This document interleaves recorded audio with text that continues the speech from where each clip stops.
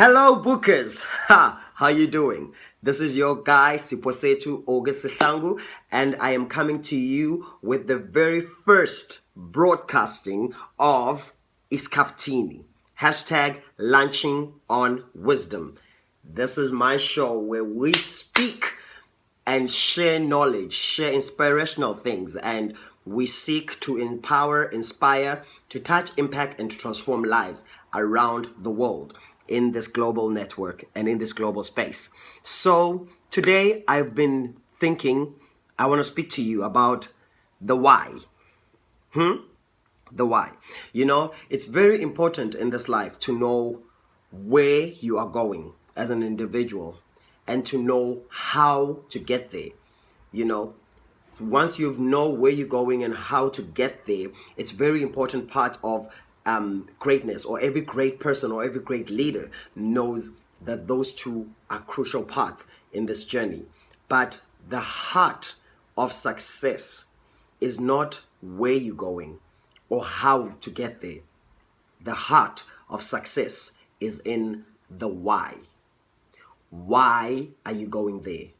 Why? Why should you be going on? You know why is the heart of that?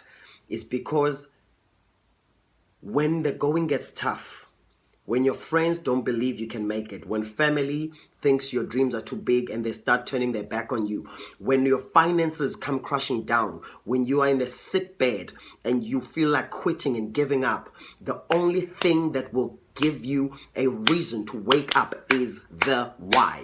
When you know your why, it is then that you will challenge yourself to say, you know what, this might be hard. Because let me tell you this, the journey to greatness, the journey to fulfilling your purpose will not be easy. There will be moments where you're going to cry. There'll be moments where you're going to feel like quitting. There'll be moments where you're going to feel like you are useless, but you got to keep going. And the only way to keep going is when you have identified your why. Speaking about the why, it reminds me of a story growing up in the township. Just about 50 meters from my house was a big scrap waste disposal area, you know, where everybody threw away their trash, and it was very open, so you could smell it from my house, you could smell it from everywhere. It was very bad. But the same place where this was this waste area, and everybody threw their old irons and threw their old pots and all, that's where we went shopping to go play. That's a story for another day. We'd go there and we'll take pots and we'll use them as drums, and we'll take a lot of stuff, you know, from that area, because people threw all the things they did not want in that space.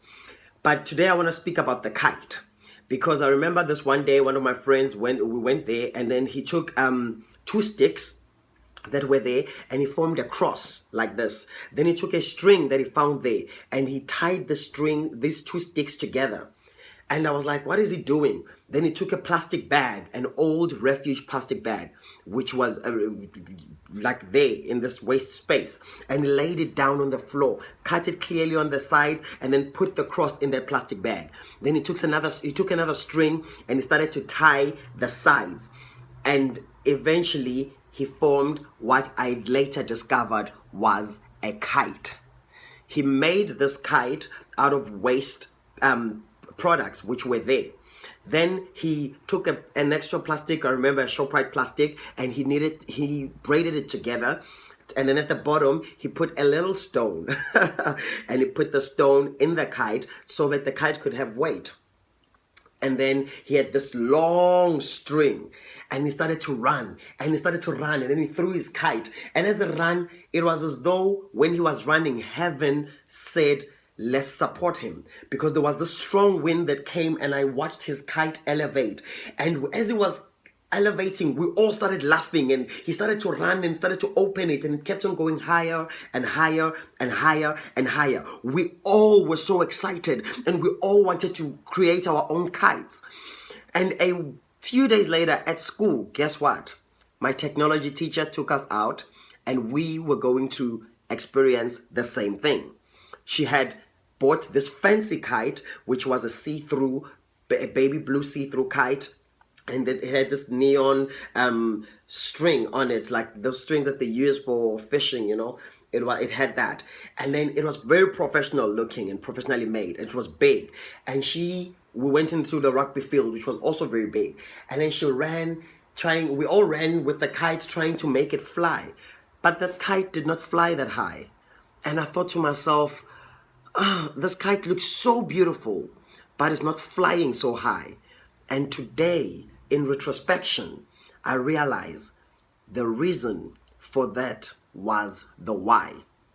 You see, the teacher was only went and bought that kite because it was part of the assignment, and she was going to take her learners outside to see a kite fly, and that was it.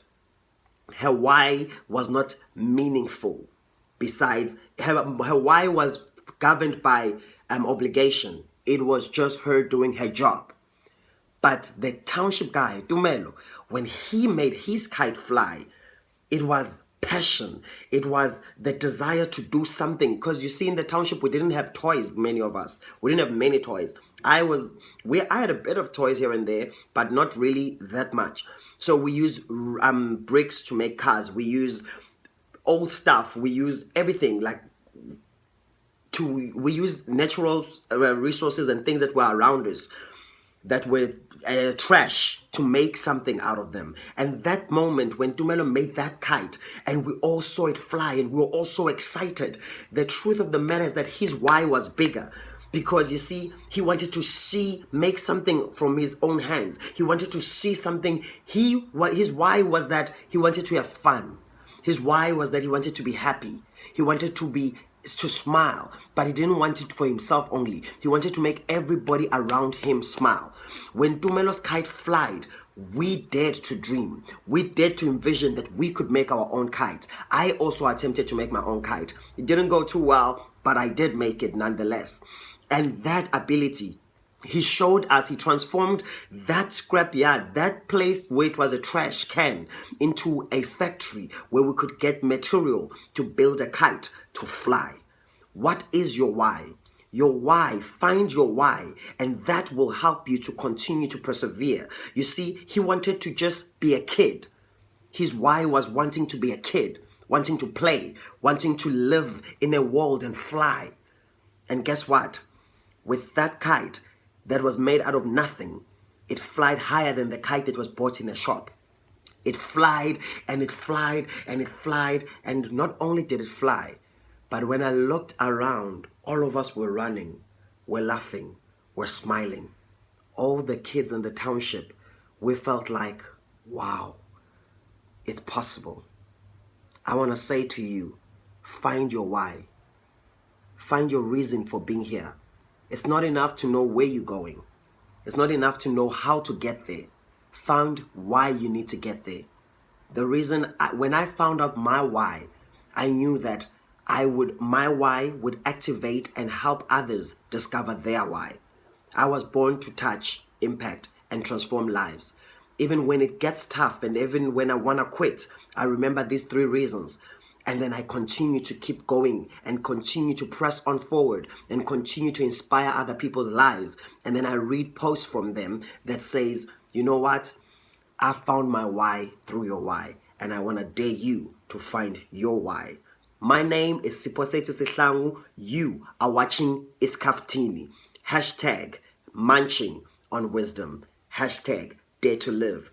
Hashtag dare to be great. I love you. See you next time. Same place, same time. I don't know. I don't think it will be same time, but definitely same place. And you know what? Dare to live. Dare to be great. And dare to take the world by a storm. Find your why.